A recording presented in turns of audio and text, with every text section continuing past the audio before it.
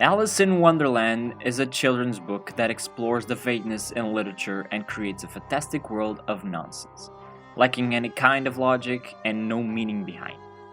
This leaves a lot of looseness to inspire from, giving space for recreations or reimagines. Alice Madness Returns uses the nonsense as well, but in this case the Wonderland translates to a disturbed mind and the realm of the subconscious. The disturbed mind is from the protagonist called Alice Lindell, who suffers from PTSD and grave psychosis, and being obsessed with the Alice in Wonderland story as a child, she creates a Wonderland in her mind, existing a direct connection between the real world and her own. Her episodes of psychosis manifest in the Wonderland from every aspect of her real life, from past and present trauma, reflecting on the narrative and landscape of the Wonderland and its inhabitants. The player is drawn to this world to fight her demons and help her remember what happened in her past, resulting in her trauma. I can say I related a lot with her episodes of Psychosis, especially with the fact that it's portrayed like ghosts of her past are still haunting her. The world is surreal, constantly changing in an organic way, almost like the world is alive, and the story structure is created almost like a puzzle for the player to complete, having also little pieces of memory collectibles to formulate and give context to the whole story. And each of these pieces has a different design. The house is for memories related to her family before the tragedy, the glasses to the doctor who wants Alice to forget the past, Dr. Bumby, the pen for her family's lawyer, Wilton Radcliffe, a bottle of gin for the alcoholic Pris Witless, Alice's caretaker per se, a syringe for Dr. Wilson, Alice's Asylum doctor, whose reputation is much too important to him, and a peacock feather for Non-Sharp, the old nanny of Alice who ever since her internment became a prostitute. Being a sequel, both games of this Alice use the nonsense of the book that inspires from to create a unique game mechanic and level design freedom. Exactly from that nonsense world, combining different cultures, different gameplay and mechanics, resulting in a true submersible and artistic experience where the sequel surely complements to a height, making one of the best 3D platformers I've ever played, and making it entertaining and new and wonderful to look at. In comparison to the first game, American McGee's Alice, this game is much more driven in imagination, design and platform gameplay, while the other was more invested in every aspect, environment and asset of its constitution being related and manifestation of the story, and it being the psyche realm of Alice's mind.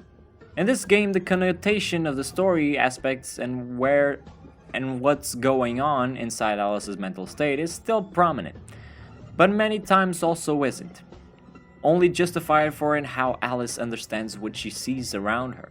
For example, the Jade level, that it's an interpretation of a lawyer's office.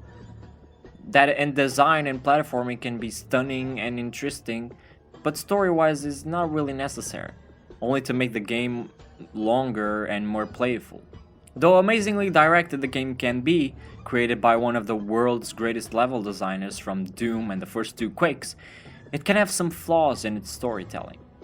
Where the first was very deep and centered in the psychological state of Alice and in the trauma she's been through, and how she relieves it and manifests it to the Wonderland, this one makes twists and turns in its narration and doesn't focus so much in the environmental side of the story.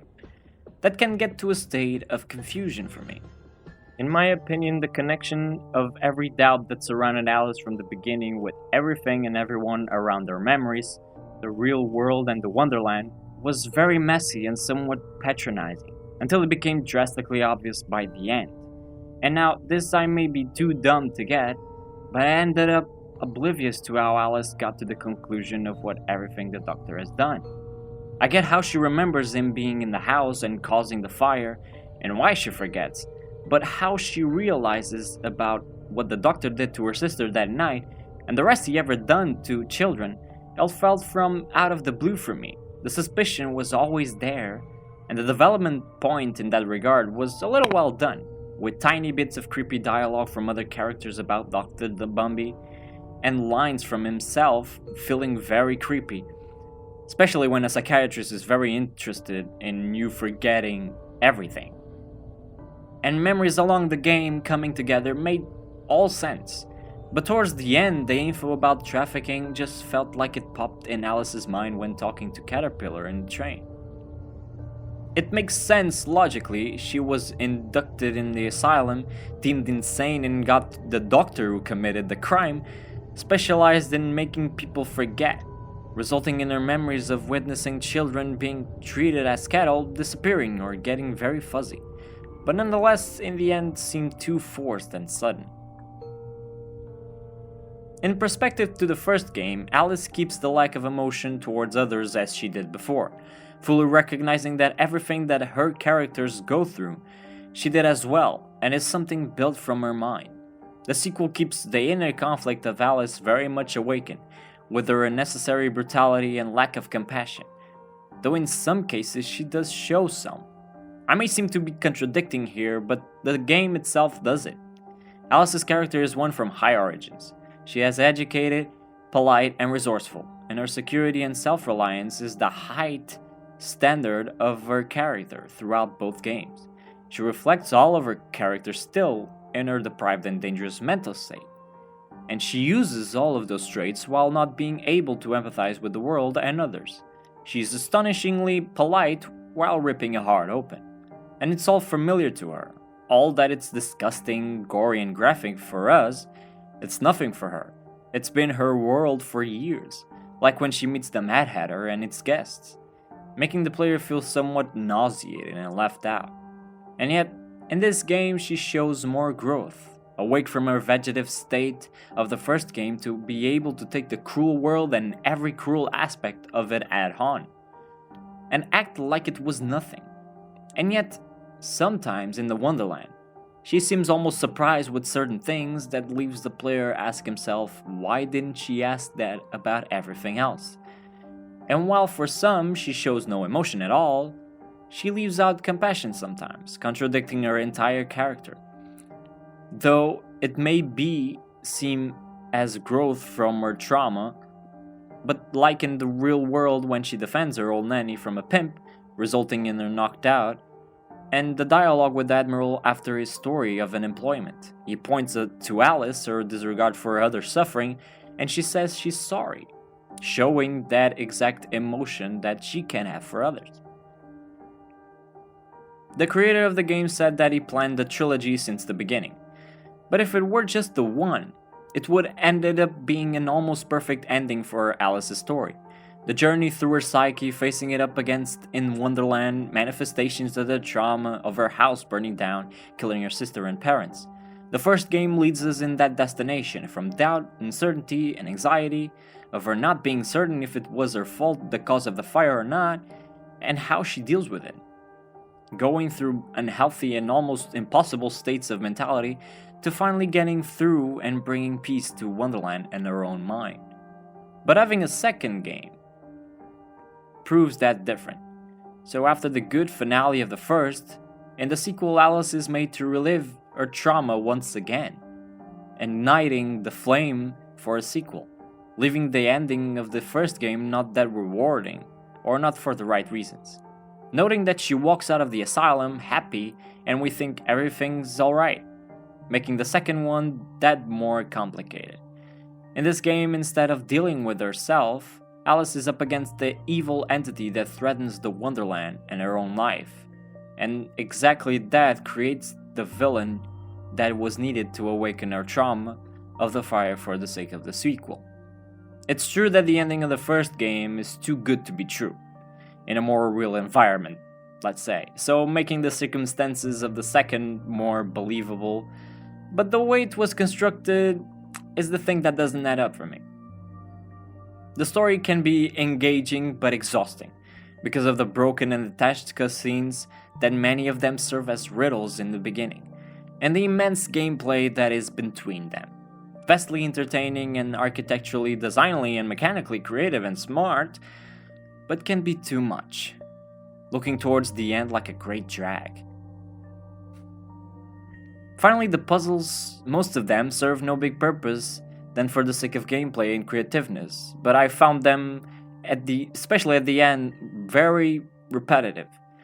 And reaching the end of the game, even the new felt that they were there to make it longer, or for the developers to have fun. I don't think they should be there, per se. I think the immense and creatively surreal level design should have been more managed, and maybe cut out a little shorter. Though an amazing fun to pick up whenever you want, but not for one sitting. Artistically, it's probably the best game I have ever seen in that field or ever played. Even to this day, it stands as an amazingly great platformer, and its art and level design, going through many different styles and surrealistic arts and creativeness that make it such a joy to play. And though many of its designs are built around Alice's state of mind, some others are made for the sake of heart, having no narrative purpose at all, unlike the previous game when much of the story was told through the design of the levels. This is definitely a great game, with its flaws and objectives not as well reached as the previous one, still as much others that executes with perfection. Art design, level and platforming for example. For me it was even fun to an extent to examine. Watching as though the game uses mental health as a narrative vehicle can be very interesting, analyzing how those levels of mentalities and disturbances can be forged and molded into characters we are very familiar with. And something that got to me was the whole maddening thing of her world. She accepts her different world, while the others mock it. Something I've somewhat experienced. And I like some connotations with the psychic characteristics. Like in the Queen's level, we can sometimes hear some whispers and the Queen talking something. I found very interesting, almost like the Queen was in our mind the whole level. It was part of Alice, which it turned out to be. This is by no means a perfect representation, or even with the purpose of helping or represent these people, though indirectly doing it and wrongly. It's all for the purpose of the story, but even then I got disturbed, and somehow secured at the same time. Let's put it like this, if you interpret that way, this game can be so misleading at times, and scary considering what Alice went through in the asylum, but this is more of a Victorian fantasy, but meaningful and comforting, in the way that it's this world that makes Alice re-emerge from her suffering, and helps her grow as a person and face everything.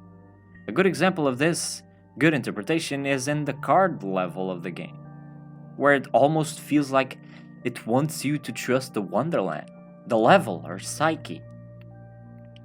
So in conclusion, Alice Madness Returns is a great and beautifully crafted game on its own, but a questionable sequel in the big picture. Definitely worth playing, and for people like me who suffer of symptoms that are simulated here, can be fun, experience, and sometimes meaningful. Though for the record, most definitely should be not taken as a good representation or even a game subjective to help people that suffer from psychotic episodes. But on its own, it's a great wonderland that helped me see a better side to the horrors, giving strength to face them. Very few find the way, and most of them don't recognize it when they do. Delusions too die hard. Only the savage regard the endurance of pain as the measure of worth. Forgetting pain is convenient, remembering it agonizing. But recovering the truth is worth the suffering, and our wonderland, though damaged, is safe in memory for now.